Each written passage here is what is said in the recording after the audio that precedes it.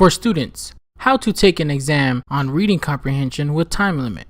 Statistics from a reading test conducted by Staples shows that college students can read about 450 words per minute and be able to understand the idea being communicated by the text they are reading. Being able to read that many words per minute sounds fairly substantial, but in most cases it's not. This is especially true if you're a student on a time crunch studying for multiple finals or taking a timed cumulative exam that both require in-depth reading comprehension.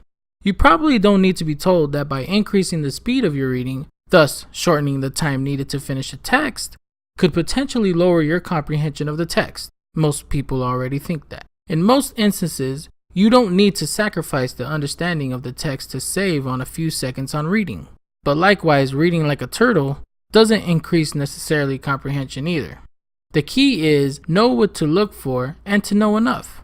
The skill of skimming, and therefore lessening the amount of time you spend reading, is useful during reading comprehension examinations.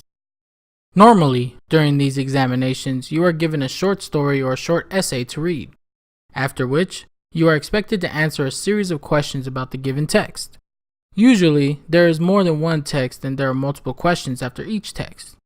These examinations are, more often than not, timed and measure your ability to comprehend the article or text with the least amount of time. It is always a good idea to skim the text, instead of reading slowly, to be able to accurately answer as many questions with the limited time given. Skimming is a way of speed reading, wherein the reader does not read each and every word, but only skips to the parts which he may determine as important.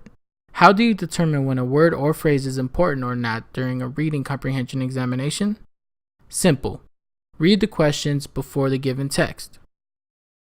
Once you have read the questions at a regular pace, you will be able to narrow down the text to what should be read, what may or may not be read, and what do you need to read at all. Most reading comprehension exams tests are composed of multiple choice questions and essay type questions.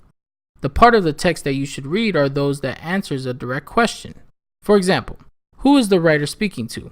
What is the article about? And what happens at the end? The answers are easily found in the text and do not need any time-wasting analysis to be understood. The text that may or may not be read usually answers more complex questions. For example, what did the author mean when he referred to happiness? What is the symbolism used for life? What is the general theme of the essay? These questions require reading and comprehension. After your eyes have lingered or drifted over the words or phrases necessary to answer a particular question, you must then use some level of comprehension reasoning to analyze the words and facts that you have read. Besides that, the majority of texts you don't even need to look at in answering the given questions. They are just there to provide a reading experience. They are what makes the text more palatable and, for some, more artistic and creative in nature. All of this mostly correlates to your test-taking skills, yet the important thing is to always be better prepared for any exam. You can do so by learning of how to study for exams, because being the best test taker in the world is irrelevant when it comes to knowing how to answer the question.